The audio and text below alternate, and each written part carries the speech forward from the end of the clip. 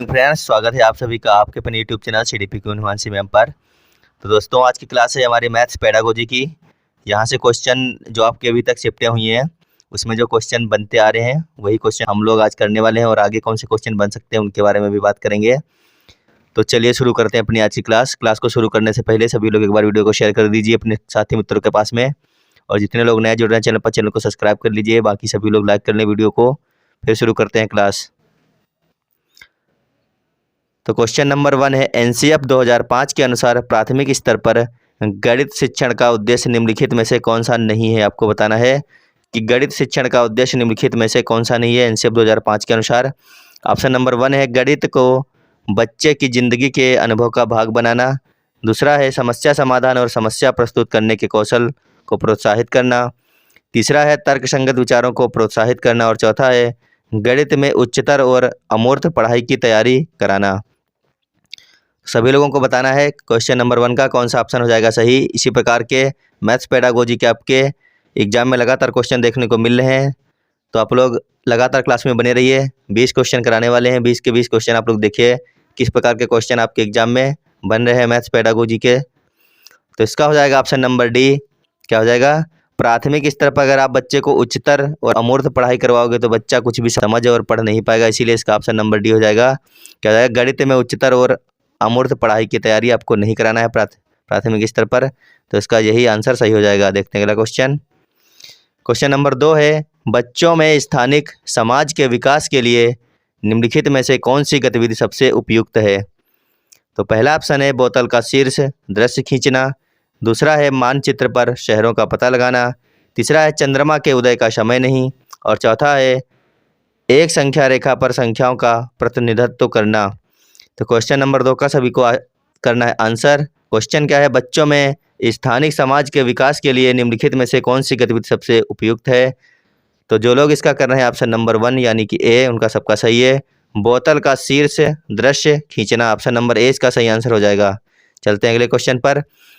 Question पर चलने से पहले एक बार सभी लोग सेशन को शेयर कर दीजिए और लोगों को जोड़ लीजिए। उसके बाद चलते हैं अगले क्वेश्चन पर।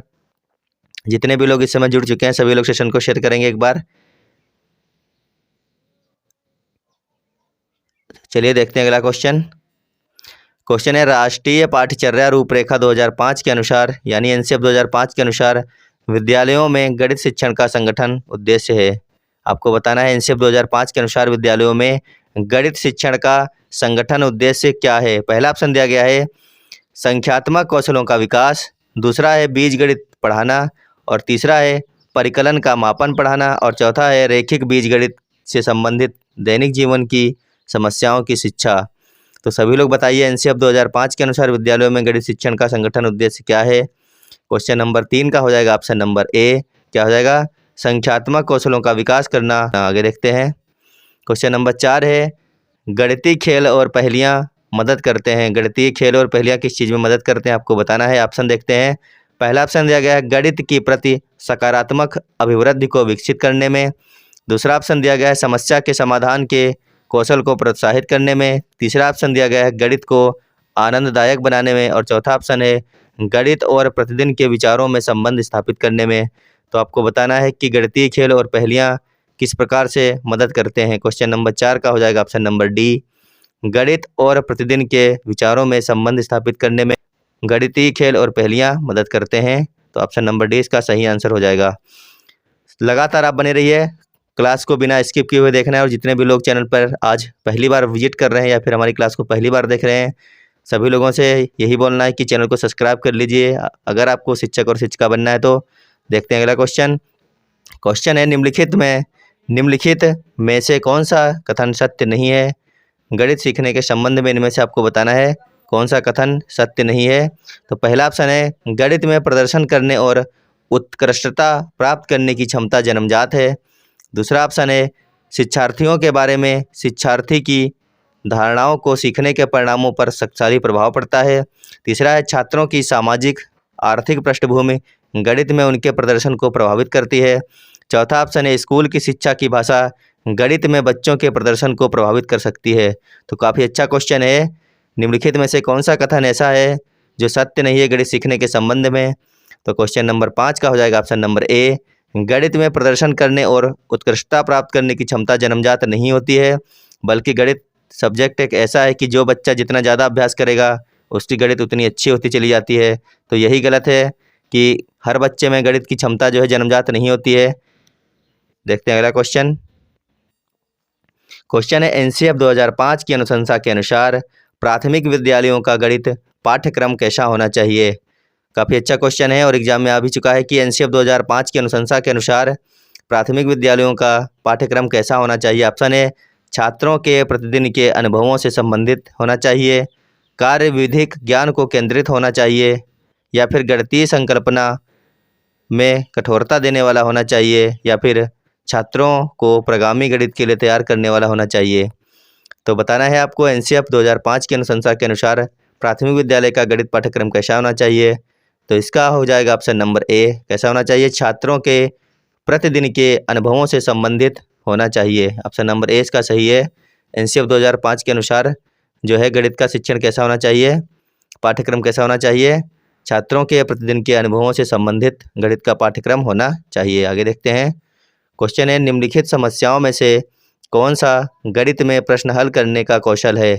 समस्या नीचे दी गई है आपको, इनमें आपको ये बताना है कि इनमें से ऐसी कौन सी समस्या है जो गणित का प्रश्न हल करने का कौशल है। पहला ऑप्शन दिया गया है प्रयत्न त्रुटि विधि, चित्रांकन करना और कंठस्थ करना। दूसरा ऑप्शन दिया गया है चित्रांकन करना, पीछे से हल करना और रट लेना। तीसरा ऑप्शन है विवेचन करना, चर का प्रयोग करना, प्रतिरूप देखना। आगे है कंठस्थ करना, अनुमान लगाकर परीक्षण करना, चित्रांकन करना। तो क्वेश्चन नंबर 7 बहुत ही अच्छा क्वेश्चन है। आपको बताना है कि इनमें कौन सा सही आंसर हो जाएगा। चारों ऑप्शनों को देखिए और बताइए आंसर क्या हो जाएगा। इसका सही आंसर बताना है आपको जब जब भी हमने पढ़ाया है गणित के बारे में, या फिर कोई भी आपको पेडागोजी पढ़ाई गई है, तो वहाँ पे हमने आपको बताया है कंठस्थ करना काट देना है आपको, अगर नेगेटिव नहीं पूछ रहा है, रट लेना काट देना है, और कंठस्थ करना ये सब काट दिए। आखिर में बचा है विवेचन करना, चर का प्रयोग करना और प्रतिरूप देखना, यानी इसका ऑप्शन नंबर सी सही आंसर हो जाएगा। तो इस प्रकार से अगर आपको आंसर नहीं भी पता होता है फिर भी आप अपने आंसर को सिलेक्ट कर सकते हैं। आगे देखते हैं। क्वेश्चन नंबर 8 है यह जानना अधिक महत्वपूर्ण है कि गणित को बहुत कुछ जानने की वजह गणित कैसे किया जाए, यह कथन किसके द्वारा दिया गया है। क्वेश्चन मोस्ट इम्पॉर्टेंट है कि यह जानना अधिक महत्वपूर्ण है कि गणित को बहुत कुछ जानने की वजह गणित को कैसे किया जाए, यह कथन किसके द्वारा दिया गया है। डेविड व्हीलर के द्वारा, वेन हाइल के द्वारा, जॉर्ज पोल्या के द्वारा, या फिर वाइगोत्स्की के द्वारा। तो क्वेश्चन नंबर 8 का हो जाएगा ऑप्शन नंबर ए क्या हो जाएगा, डेविड व्हीलर के द्वारा ये कथन कहा गया था। ऑप्शन नंबर ए इसका सही आंसर है। आगे देखते हैं। क्वेश्चन है एनसीएफ 2005 के अनुसार प्राथमिक स्तर पर परीक्षा को डॉट डॉट लिए छात्रों की पहुंच बनानी चाहिए।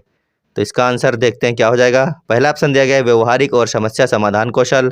दूसरा ऑप्शन दिया गया है दृश्य बनाने और सर संभालना। तीसरा है बातचीत जीवन के आसपास की गतिविधियों पर ध्यान देने की, और चौथा इनमें से कोई भी नहीं। तो बताइए एनसीएफ 2005 के अनुसार प्राथमिक स्तर पर परीक्षा को डॉट डॉट लिए छात्रों की पहुंच बनानी चाहिए। तो इसका हो जाएगा ऑप्शन नंबर सी क्या हो जाएगा, बातचीत जीवन के आसपास की गतिविधियों पर ध्यान देने की। बिल्कुल सही आंसर हो जाएगा इसका ऑप्शन नंबर सी। आगे देखते हैं। अगला क्वेश्चन है गणित की एक अच्छी पाठ्यपुस्तक की विशेषता होनी चाहिए। अगर गणित की कोई अच्छी पाठ्यपुस्तक है तो उसकी विशेषता क्या होनी चाहिए। ऑप्शन है अभ्यास के कई हल किए गए उदाहरण और कुछ प्रश्न। दूसरा है अभ्यास के हल किए गए उदाहरण और पर्याप्त प्रश्न।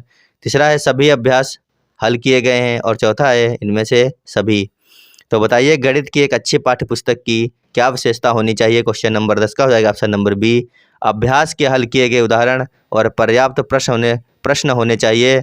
तो गणित की पाठ्यपुस्तक की ये विशेषता होनी चाहिए। आगे देखते हैं। क्वेश्चन है गणित सीखने के प्रति शिक्षार्थी की रुचि बनाने का प्रभावी तरीका क्या है।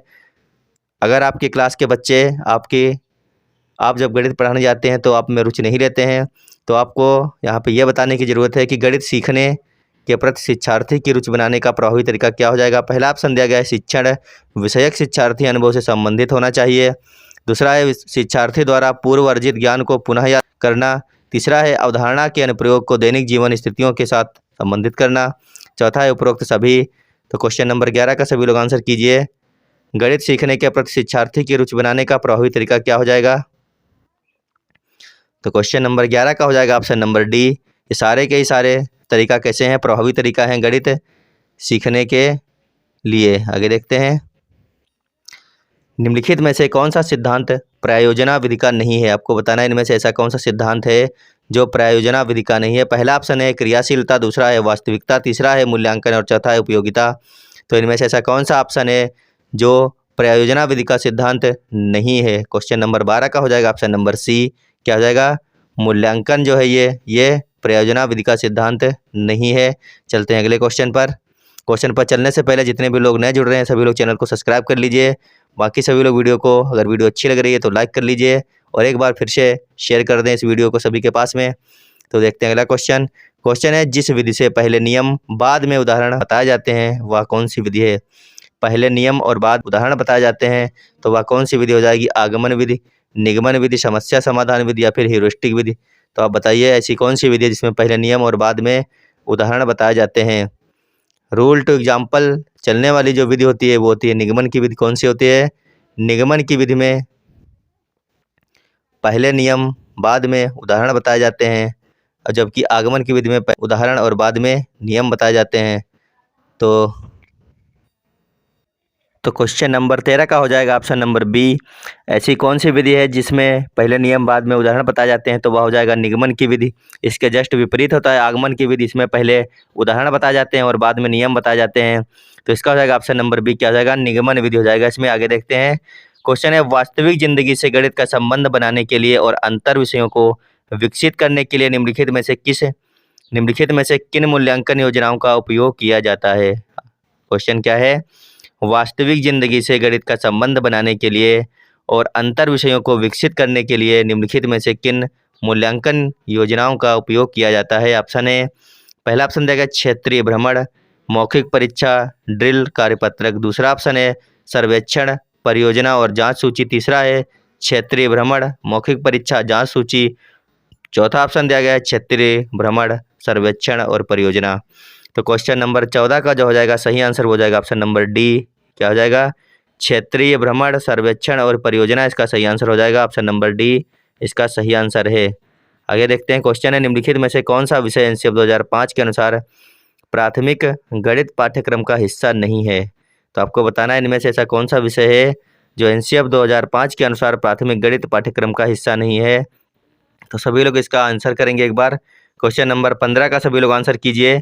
ऐसा कौन सा विषय है इनमें से जो एनसीएफ 2005 के अनुसार प्राथमिक गणित पाठ्यक्रम का हिस्सा नहीं है? तो इसमें हो जाएगा ऑप्शन नंबर डी। क्या हो जाएगा? रेशियो जो है ये हिस्सा नहीं है एनसीएफ 2005 के या फिर पाठ्यक्रम का। आगे देखते हैं, क्वेश्चन है, निम्नलिखित में से कौन सा गणित में काम करने के कारक हो सकता है? इनमें से कौन ऐसा है जो गणित में काम करने का कारक हो सकता है? पहला है जेंडर, दूसरा है सामाजिक सांस्कृतिक पृष्ठभूमि, तीसरा है गणित की प्रकृति और चौथा है व्यक्ति की क्षमता। तो बताइए निम्नलिखित में से कौन सा गणित में काम करने के कारक हो सकता है? क्वेश्चन नंबर 16 का हो जाएगा ऑप्शन नंबर बी, सामाजिक सांस्कृतिक पृष्ठभूमि इसका सही आंसर हो जाएगा। सामाजिक सांस्कृतिक पृष्ठभूमि। देखते हैं अगला क्वेश्चन। क्वेश्चन नंबर नेक्स्ट है, प्राथमिक विद्यालय में बच्चों को गणित पढ़ाते समय पाठ्य योजना बनाने का सबसे महत्वपूर्ण पहलू निम्नलिखित में से कौन सा है? तो आपको बताना है कि जब आप प्राथमिक विद्यालय में गणित पढ़ाने के लिए जाएंगे या फिर पढ़ाते समय पाठ्य योजना बनाने का सबसे महत्वपूर्ण पहलू कौन सा होता है? पहला ऑप्शन दिया गया पाठ्य पुस्तक के अनुक्रम के बाद, दूसरा है संरक्षित तरीके से गणितीय अवधारणा को प्रस्तुत करना, तीसरा है छात्रों को अवधारणाओं के निर्माण की अनुमति देने के अवसर प्रदान करना, चौथा है लेखन गतिविधियों और संदर्भ के लिए प्रश्न। तो क्वेश्चन नंबर 17 का जो सही आंसर है वो ऑप्शन नंबर सी है, छात्रों को अवधारणाओं के निर्माण की अनुमति देने के लिए अवसर प्रदान करना। बिल्कुल सही आंसर हो जाएगा ऑप्शन नंबर सी इसका। क्वेश्चन अगला, निम्नलिखित में से किसे रचनावादी गणित कक्षा की विशेषता नहीं माना जा सकता? इनमें से ऐसा कौन सा ऑप्शन है जिसको रचनावादी गणित कक्षा का या फिर गणित कक्षा की विशेषता नहीं माना जा सकता है? ऑप्शन नंबर 1 है गणित सीखने में भाषा और संवाद की भूमिका पर ध्यान दिया जाता है, दूसरा है शिक्षक स्वीकार करता है कि छात्र दिए गए इंटरेक्शन से कई समझ बना सकते हैं, तीसरा है उद्देश्य प्रकार परीक्षण वस्तुओं का उपयोग मूल्यांकन के प्राथमिक साधन के रूप में किया जाता है, चौथा ऑप्शन है गणित और अन्य पाठ्य क्षेत्रों के बीच संपर्क पर प्रकाश डाला गया है। तो क्वेश्चन नंबर 18 का जो सही आंसर है वो हो जाएगा ऑप्शन नंबर सी। क्या हो जाएगा? उद्देश्य प्रकार परीक्षण वस्तुओं का उपयोग मूल्यांकन के प्राथमिक साधन के रूप में किया जाता है। ऑप्शन नंबर सी इसका सही आंसर हो जाएगा। देखते हैं अगला क्वेश्चन। क्वेश्चन है निम्नलिखित में से कौन सा कथन गणित की निर्माणवादी दृष्टिकोण के साथ है?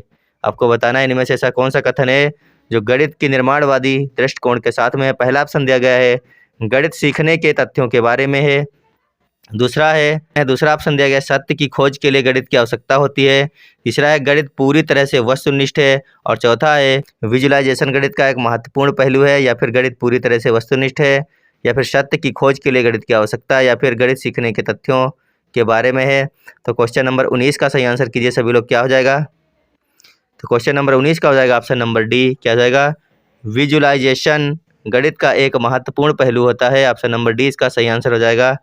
अगला और अंतिम क्वेश्चन है आज का, निम्नलिखित में से कौन सा गणितीय प्रक्रम नहीं है? आपको बताना है इनमें से कौन सा गणितीय प्रक्रम नहीं होगा। पहला है पक्षांतर मानस दर्शन, तीसरा है कंठस्थ करना और चौथा है आकलन करना।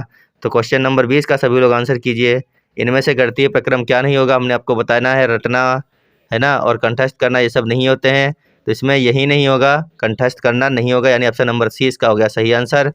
तो साथियों वीडियो देखने के लिए धन्यवाद आप सभी का। और एक बार सभी लोग सेशन को शेयर सभी साथी मित्रों के पास में, और जितने भी लोग चैनल पर नए जुड़ रहे हैं सभी लोग चैनल को सब्सक्राइब कर लीजिए अगर वीडियो अच्छी लगी हो तो आप लोग बताना कमेंट बॉक्स में कि आज की वीडियो आपको कैसी लगी और आपके कितने क्वेश्चन सही निकले 20 में से। जब किसी प्रकार के क्वेश्चन अब की बार एग्जाम में पूछे जा रहे हैं तो हमने सोचा कि आपको एक क्लास दे दी जाए गणित पेडागोजी की। अभी के लिए धन्यवाद। Bye bye. अपनी तैयारी को लगातार जारी रखिए और अच्छी तरीके से करते रहिए। Bye bye.